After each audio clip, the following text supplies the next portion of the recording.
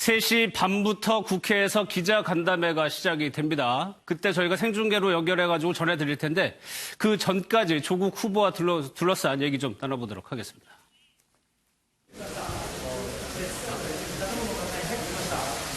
지금이라도 여야가 합의 정신에 따라 인사청문회 개최를 결정해 주시기를 간곡히 부탁드립니다. 조국 후보자는 당에 자신의 입장을 밝힐 수 있는 대국민 기자회견 방식의 소명 절차를 밟을 수 있도록 협조를 요청해 왔습니다. 조금은 갑작스럽게 3시간 뒤에 기자회견을 연다면 국민들이 보시기에 이 기자회견을 통해서 의혹이 해소될 수 있을 거라고 보시는지. 글쎄요. 이 과정이 갑작스럽다고 우리 국민이 꼭 생각하실까요? 마침내 이제 후보를 통해서 직접 확인할 수도 있겠구나 이렇게 생각하시지는 않을까요?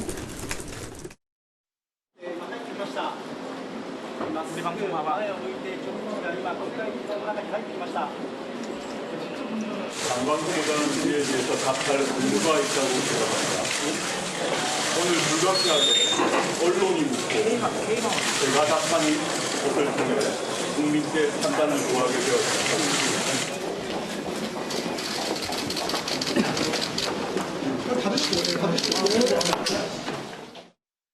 보신 것처럼 조국 후보자는 잠시 전에요. 국회에 도착을 해서 3시 반부터 진행되는 기자간담회를 준비하고 있는 것으로 보입니다. 일단 좀 상황부터 좀 정리를 해봐야 될 것 같은데 청문회가 무산이 됐다라는 평가가 나오더라고요. 네, 그렇습니다. 사실상 지난주에 사실상 무산됐다라고 봐야 되겠죠. 왜냐하면 합의는 오늘하고 내일 아닙니까? 그런데 2일과 3일 합의해놓고 결정적으로는 증인 채택을 해야 되는데 증인 채택의 범위를 갖고 지난주 말 내내 여야가 옥신각신했거든요. 일단은 오늘 다시 야당 측에서 새로운 제안을 냈습니다. 나경원 원내대표 그 최고위에서 증인 그 딸과 어머니는 제외도 좋다. 그리고 부인까지 제외도 좋다. 그러나 동생과 전 부인, 동생의 전 부인 두 사람은 꼭 해야 된다. 그래서 다시 한번 합의를 하자. 근데 증인 채택과 관련해서 채택서를 꼭 발부를 해야만 한다. 그래야 법적인 효력이 있으니까. 근데 보통은 5일 걸리거든요. 그래서 오늘 합의를 하면 2일이니까 보통 7일 정도에는 가능하지 않겠느냐라고 새로 제안을 했습니다. 그런데 여당, 민주당이 받아들이지 않았고요. 결정적으로는 조국 후보자가 그렇다면 기자간담회 내지는 기자회견을 하겠다라고 민주당 측에 요청을 했어요. 그래서 민주당이 11시에 받아들이고 기자들에게 통보를 했습니다. 11시 50분에. 그러니까 3시에 국회에서 기자간담회를 열겠다라고 통보를 한 상황입니다. 왼쪽 보시기에 왼쪽 화면은 조국 후보자가요. 잠시 전에 국회에 들어가면서 이제 출입 절차를 마치고 출입증을 다는 모습을 보시고요. 오른쪽 영상은 지금 조국 후보자가 들어가 있는 방을 좀 비추고 있는 것 같은데 아까 잠시 전에는 기자간담회가 열릴 것으로 예정된 246호인가요? 저희가 의원총회를 자주 하는 곳인데 대회의실입니다. 거기서 진행을 할 예정으로 보입니다.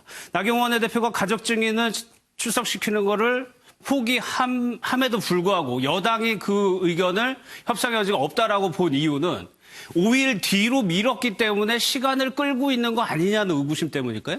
첫 번째는 이겁니다. 이것을 야당 마음대로 할 수가 없는 것이다. 원칙적으로는 이미 이 청문회를 열 수 있는 기간이 오늘이 마지막 기일이었거든요. 그러니까 15일이라든지, 그러니까 그 청문 보고서를 채택의 문제가 아니라 청문회를 열 수 있는 기간. 그러니까 법적인 기간은 사실 오늘이 마지막입니다. 내일은 이미 이제 송부를 해서 대통령이 결정해야 된다. 이것을 청문이랑 상관없이, 청문 채택 보고서랑 상관없이, 대통령이 내일부터는 이것을 다시 한번 요청을 할까? 아니면 그러니까 이 후보를 받아들일까를 할 시간, 대통령의 시간이라는 게 민주당 측 주장이거든요. 그래서 3일까지 받아들인 것도 사실은 대통령의 시간에서 하루를 지금 국회가 마음대로 한 것인데 5일 더 연기해서 7일이라면 이 원칙이 완전히 무너진다. 대통령이 결정해야 될 시간을 야당이 마음대로 주장하는 거 아니냐. 여기서 원칙적인 문제. 그리고 두 번째 문제는 이미 한국당이 보여주는 어떤 태도가 청문회를 하려고 하는 어떤 태도가 아니다. 예. 그때 가서 또 다른 어떤 또 주장을 하면서 청문회를 지연시킨다면 예. 이건 대통령이 또다시 허락해서 될 수 있는 문제가 아니다.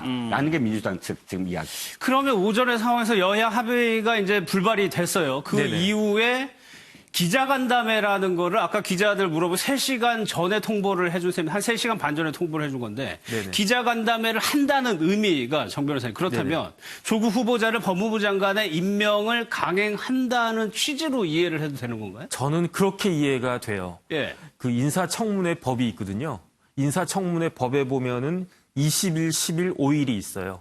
20일은 뭐냐면은 대통령이 임명 동의안 제출일로부터 20일 이내에 국회는 인사청문 경과 보고서를 제출해야 돼요. 예. 근데 이제 임명 동의안 제출일로부터 20일이 오늘 밤 12시까지거든요. 근데 그때까지 부득이한 사유로 이런 경과 보고서를 국회가 제출하지 못할 경우에 그 대통령이 한 번 더 시간을 주는 거거든요. 재송부 요청을 한다는 재송부 거죠. 요청하는 예. 건데 그건 내일부터 10일 이내의 기간으로 대통령이 아무렇게나 그냥 정하면 돼요. 10일 예. 이내의 기간으로만. 그래서 아마 이 절차는 지킬 겁니다. 지킬 건데 그 기간 내에 뭐 사흘이 됐든 10일이 됐든 그 기간 내에 국회에서 인사청문회 해서 경과 보고서가 채택이 안 될 거라고 지금 예상이 되는 거고요. 예. 그다음에 이제 증인 관련해서 5일이 문제가 되는데 이 5일은 그 마찬가지로 인사청문회법 8조에 증인을 출석 요구할 때에는 5일의 기간을 줘야 된다. 왜냐하면 증인도 좀 준비하고 그래야 되니까. 그렇기 때문에 지금 나경원 대표가 그 뭐 가족 이야기를 했는데 우리나라 민법상 가족의 범위는 직계 존비 속에다가 형제 자매까지 되거든요. 예. 그래서 법대로 따지면은 이 가족에 했을 때 동생까지는 부르지 않겠다. 대신에 전처는 아무런 상관이 없으니까 예. 전처는 이제 부를 수 있는 거죠. 근데 제가 봤을 때 지금 그 여당이든 야당이든 그 기간을 이야기하는데 이 기간이 지켜지지 않으면 위법하게 되는 건 맞지만 예. 꼭 지켜야 되는 그런 강행 규정은 아니고요. 예. 하나의 훈시 규정이기 때문에 이걸 가지고 그러니까 정치적인 합의로 충분히 좀 조정이 그렇죠. 가능한 그렇죠. 사안이라는 말씀이죠. 네네. 저는 그렇게 판단을 갖다 하고 있고 예. 그런데 다른 장관도 아니고 다른 국무위원도 아니고 법무부 장관을 법에 국회법과 인사청문회법에 규정된 그러한 청문을 거치지 않고 국민청문회라고 하는 건 그 법에 나와 있지 않은 거거든요. 예. 그냥 말만 붙였을 뿐이지 그런 것들이 앞으로 후유증이 있지 않을까 그런 좀 우려가 되네요. 그러니까 법으로 정해놓은 국회 인사청문회는 생략이 되고 기자간담회로 지금 대신 하겠다는 상황이 지금 초유의 상황이 좀 벌어지고 있는 건데 지금 기자간담회가 열리는 국회의 회의실 모습을 보고 계십니다. 각사 1인으로 제한을 한 걸로 지금 알려져 있는데 그러다 보니까 지금 많아 보이지만은 국회를 출입하는 언론사 숫자가 200여 곳이 넘기 때문에 거기서도 추려가지고요. 빠른 시간 내에 지금 기자들이 모이고 있습니다. 저 방식에 대해서 한번 좀 얘기를 해볼게요. 네네. 글쎄 지금 국회 잠시만요. 지금 조국 후보자가 나와서요. 어디론가 좀 이동을 하고 있는 거. 재영아, 우리 방송 보고 있지? 나오냐? 잠시 전 모습인가요? 예, 잠시 전에 조국 후보자가 국회로 들어오는 모습입니다. 저 방식을 한번 그러면 볼게요. 지금 국회를 출입하고 있는 기자들이 저 안에 들어가고 있는 상황인데 이 조국 후보자를 둘러싼 의혹들이 굉장히 복잡하고 어렵습니다. 근데 네. 이게 실제로 국회를 출입하는 기자들이 이 내용을 취재하는 경우는 좀 소수였거든요. 네, 그렇습니다. 지금 조국 후보자가 출근할 때마다 왜 기자들이 가서 묻는 것을 보셨을 거예요. 그 기자들은 원래 법조 출입 기자들입니다. 예. 그래서 왜냐하면 법무부 장관 후보자이기 때문에 법조 출입 기자들이 팔로우를 많이 했어요. 예. 실제로 지금 단독 기사 중에 상당 부분은 법조 출입 기자들이 한 부분이 많습니다. 그리고 또 한 가지는 이 부동산 의혹이라든지 예. 또 위장 전입 의혹이라든지 이런 부분들은 언론사마다 사회부에서 또 담당하는 영역이에요. 그러다 보니까 실질적으로 지금 각 사마다 조국 후보자와 관련된 단독 기사의 대부분은 사회부 기자와 법조 출입 기자들이 많이 했다. 예. 근데 단 한국당이 예를 들어서 의원이 주로 이제 주도를 했잖아요. 자료를 단독으로 입수해서 예, 공개하는 경우. 네네. 예. 그런 경우는 또 한국당 출입 출입기자들이 하죠. 했죠. 예. 그렇지만 실질적으로 그것들을 단독으로 해서 다시 팔로우를 해서 후속 기사를 내고 이런 어떤 시스템으로 봤을 때 예. 한국당에서 내놓은 자료를 갖고 보도를 하더라도 심층 취재에 들어가는 건 또 TF팀이나 혹은 사회부 기자들이 심층 취재에 들어가거든요. 예. 그렇기 때문에 지금 저 들어가 있는 기자들의 상당수가 이번 조국 후보자의 관련된 의혹들을 실질적으로 취재하는 부서에 있지 않았다라는 게 첫 예. 번째 어떤 문제고요. 두 번째는 지금 저 246호가 정확하게 186석에 불과해요. 그런데 지금 오늘 제가 실질적으로 따져봤더니 370 개 사가 예. 등록돼 있습니다. 국회에 정식으로 370개 사가 있어요? 370개 사가 등록이 돼 있어요. 그럼 1인 1사를 지금 원칙으로 지금 하더라도 370명이 186석에 다못 회의실에 들어가네요? 다 들어가야 돼요. 예.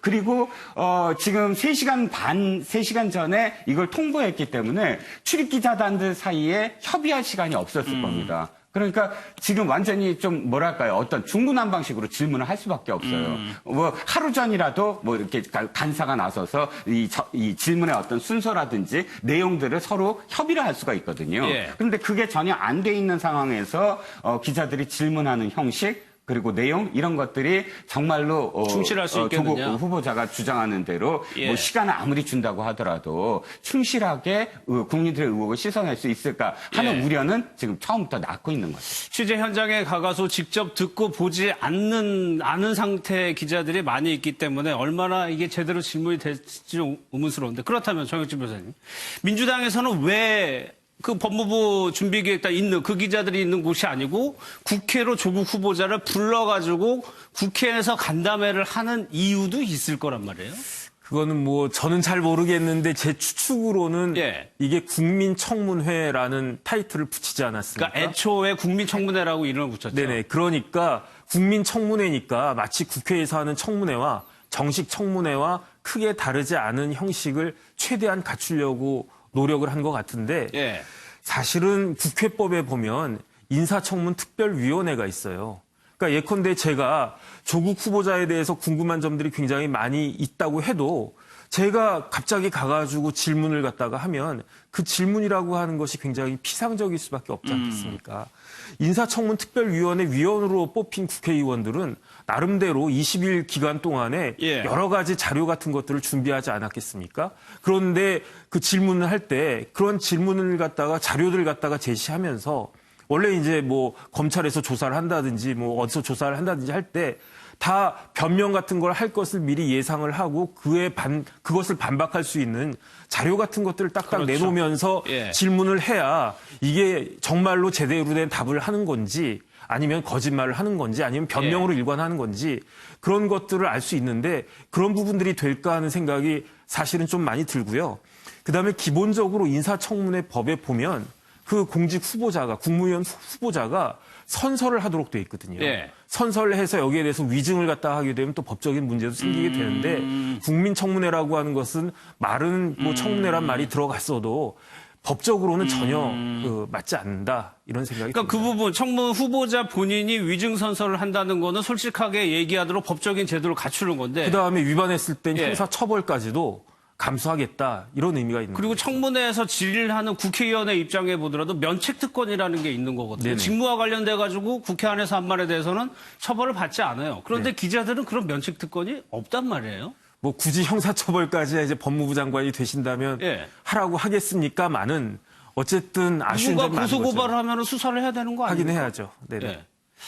알겠습니다. 여러 가지 의혹들이 제기돼 있는 상황입니다. 처음에 동생의 위장 이혼 의혹으로 시작을 돼서 사실 조국 후보자와 관련된 가장 큰 의혹은 딸에 관련한 문제였거든요. 네, 그래서 그렇습니다. 어떤 부분을 좀 조국 후보자가 좀 해명을 해야 될까요? 일단 가장 중요한 부분이 그 부분일 것 같아요. 돌이켜보면 지금 그 딸이 이 부산대 의전원에 지금 다니고 있지만 그 네. 전에 이제 고대 공대를 나왔고 중간에 또 서울대 환경대학원을 나왔습니다. 그 과정들 속에서 부모로서 얼마나 개입을 했는지에 대한 문제예요. 예. 지금 문제가 되는 건 뭐 이 고대의 그 공대에 들어가는데 전형 속에 자기소개서 속에 집어넣은 스펙들, 예를 들자면 뭐 논문 제일 저자 등재라든지 또는 실제로 잠시만요. 조국 후보자가 지금 국회에서 이동을 하고 있습니다. 지금 대기하고 있던 곳에서 나와가지고요. 이동을 하고 있는데 지금 기자간담회는 3시 30분이니까 한 18분 정도 시간이 남아 있습니다. 그동안에 어디를 또다시 또 이동을 할 것인지, 예. 다른 곳으로 가서 또다시 대기를 하는 것으로, 예, 보입니다. 일단은 3시 30분. 기자들은 기다리고 있는 상황. 네. 예, 예. 도착하자마자는 사실 정책위 의장실로 들어갔어요. 정책위 의장실. 네네. 아마도 형식이라든지 이런 부분들을 민주당 지도부와 협의하는 그런 시간을 가진 것 같고요. 예. 이동을 했다 그러면 246호 쪽에 바로 옆에 있는 어떤 대기실이라든지 그쪽으로 가서 이동을 할 것 같은데 실제로 어떻게 이동을 하는지는 좀 봐야 될 것 같고요. 예. 어쨌든 다시 말씀을 드리면 지금 국민들이 좀 의혹을 갖거나 또 일부 국민들 속에서 좀 분노를 하는, 그러니까 20대가 사실 굉장히 반대를 많이 하고 있거든요. 예. 근데 20대가 반대하는 이유가 이런 어떤 공정하지 못한 입시. 그러니까 이 딸이 고대에 들어간 것과 또는 부산대 의전원에 들어간 것과 또 서울대 환경대학원을 포함해서 장학금을 받는 과정 속에서 예. 실질적으로 조국 교수가 어떤 역할을 했는지, 뭐 예를 들자면 오늘 단독 기사도 이런 게 있어요. 품앗이 스펙 뭐 이런 말씀 들어보셨을지 모르지만 지금 당국대학교에 그 논문 제일 저자 등재를 했을 때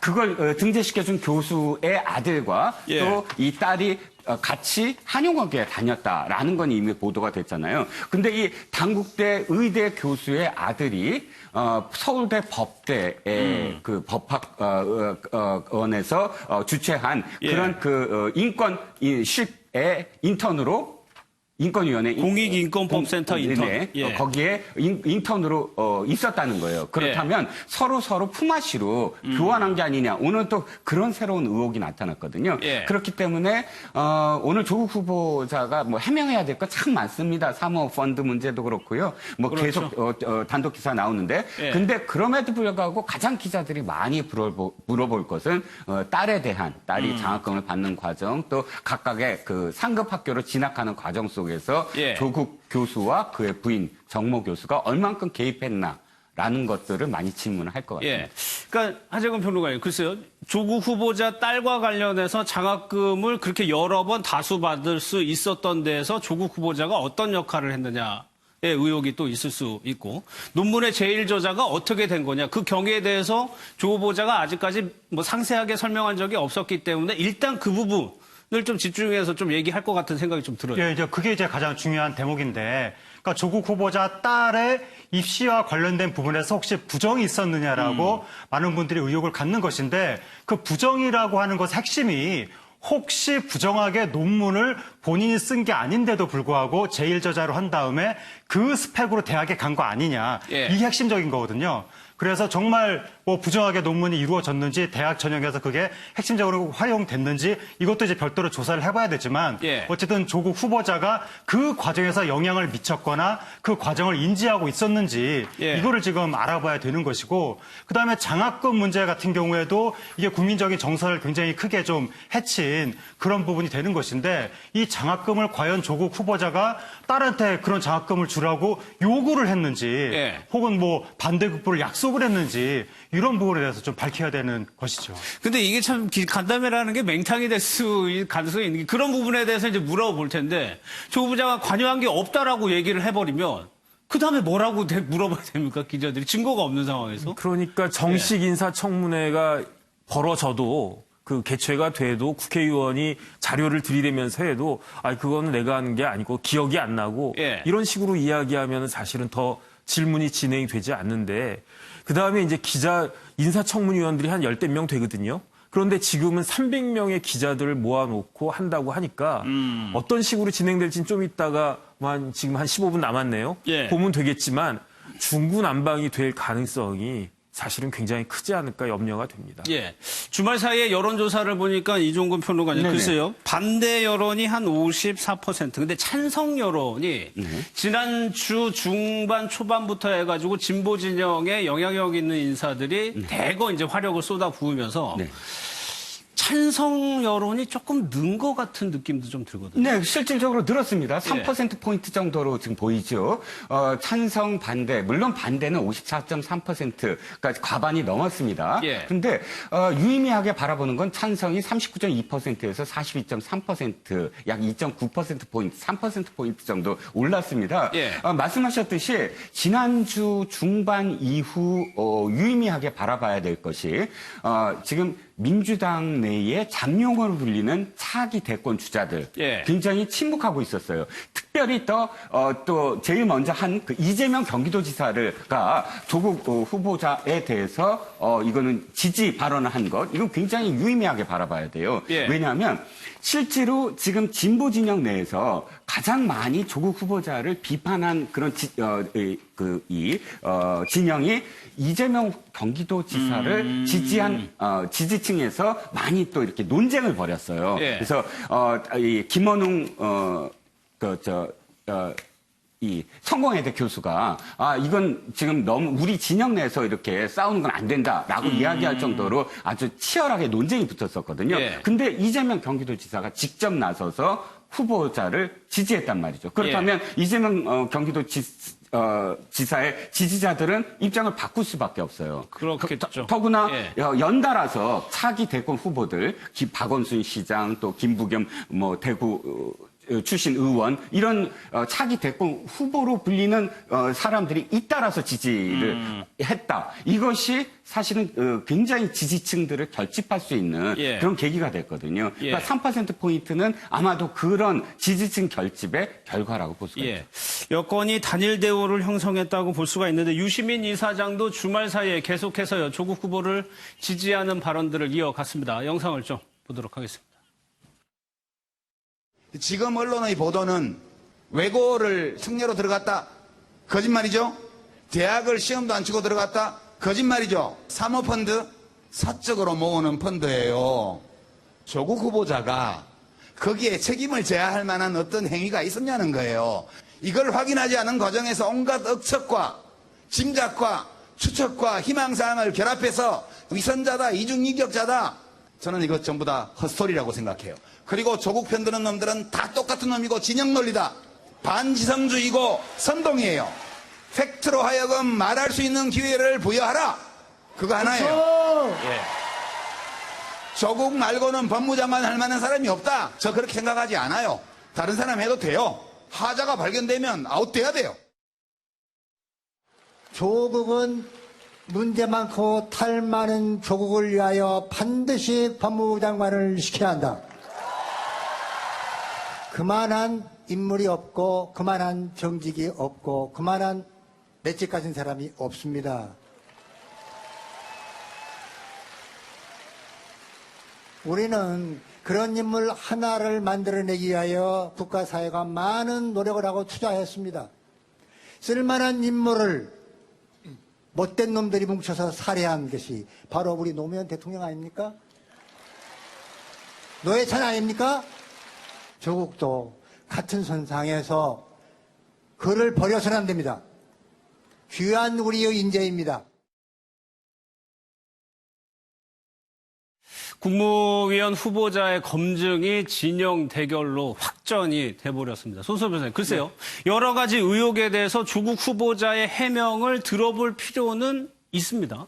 당연히 그렇죠. 예. 여러 언론도 지금 조국 후보자의 적격성에 대해서 강하게 검증을 하고 또 일정 부분에 있어서는 비판하고 있는 것인데요. 또 반대로 조국 후보자가 본인의 억울함을 이제 표하고 그리고 또 본인이 적합한 인물이라는 점을 표시하고 국민들에게 선보일 그런 기회는 필요한 겁니다. 그리고 그러한 자리가 바로 인사청문회이고 인사청문회 제도를 도입한 취지인데요.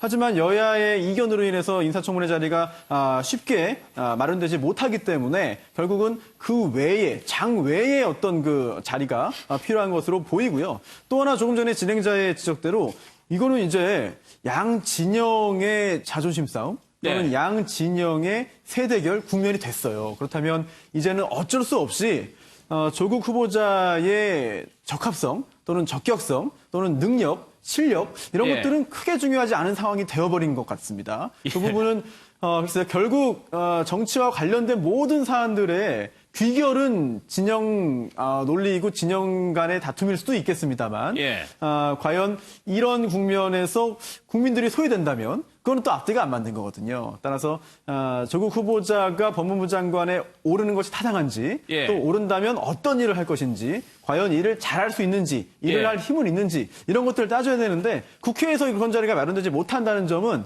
뭐 어느 한 정파, 어느 한 정당을 비난하고자 하는 것이 아니라 전체 정치권에 있어서의 어떤 그 안타까운 면의 하나라고 할 수 있겠죠. 이게 참 앞으로의 국회 상황을 예상해 보면 정영진 변호사 이게 이제 기자간담회를 한 다음에 청와대에서는 임명수순으로 간다고 대체로 언론에서는 보고 있는데 그렇게 된다면 이후에 야당들은 한국당을 중심으로 해가지고 야당들은 인사청문회를 결국 못하게 된 거잖아요. 나는 뺏겨버린 거라고 생각할 수도 있는 거란 말이에요. 그래서 결국은 또 장외투쟁으로 나가지 않을까 저는 걱정이 많이 되거든요. 그래서 지난번에 이제 황교안 대표가 8월 24일인가요? 그때 장외투쟁 한다고 했을 때 거의 모든 사람들이 비판을 했거든요. 왜 장외투쟁을 하느냐? 국회 가가지고 일을 해야지. 그런데 지금 조국 후보자 그 이건 때문에 사실은 기대 이외의 흥행 성공을 한 것이 아니겠습니까? 그 다음에 지금 조국 후보자를 지지하는 그 임명을 찬성하는 수치는 높아졌지만 제가 주목해 보는 것은 20대거든요.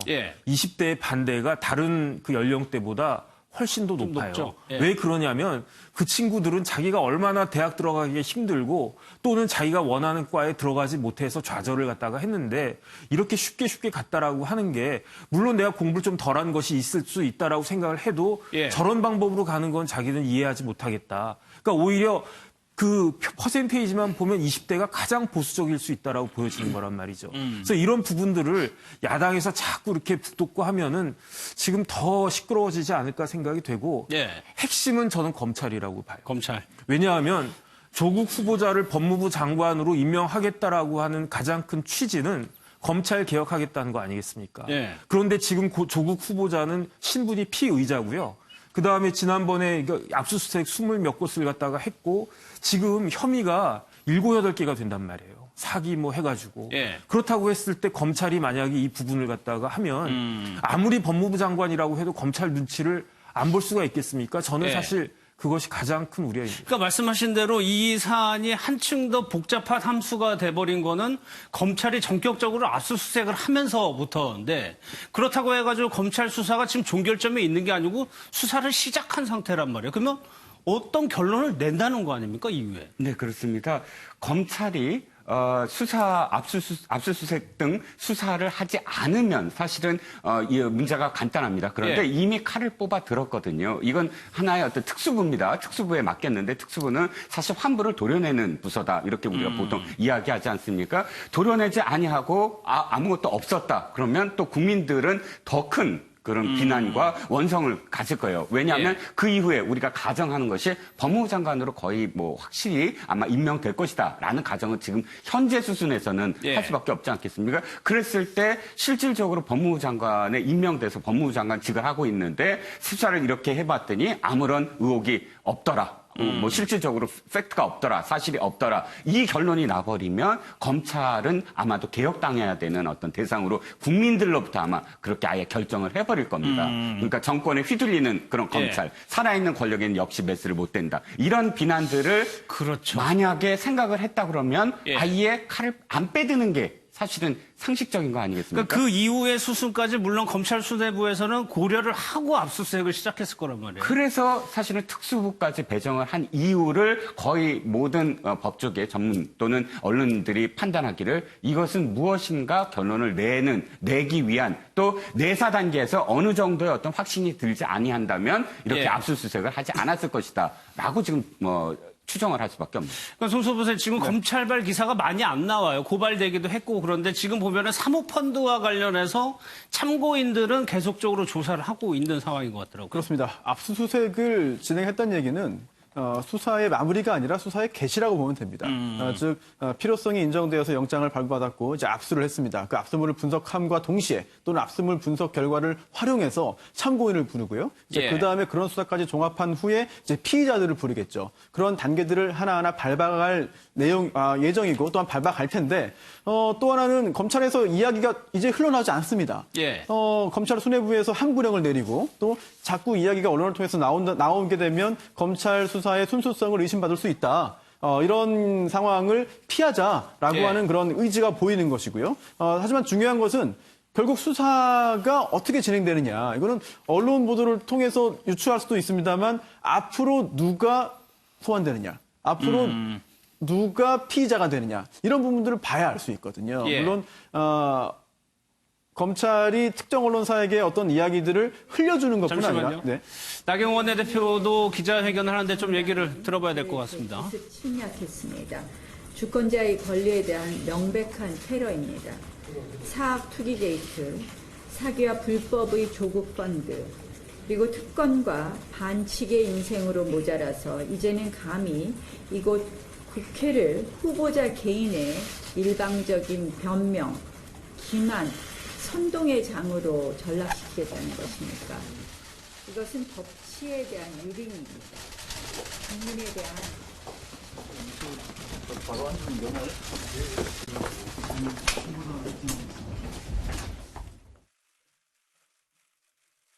조국 후보자가요, 지금 기자간담회가 열릴 곳으로 입장을 했습니다. 홍익표 의원이 사회를 본다고 하는데 지금 시작을 할 것 같습니다. 현장 상황 좀 한번 좀 보겠습니다.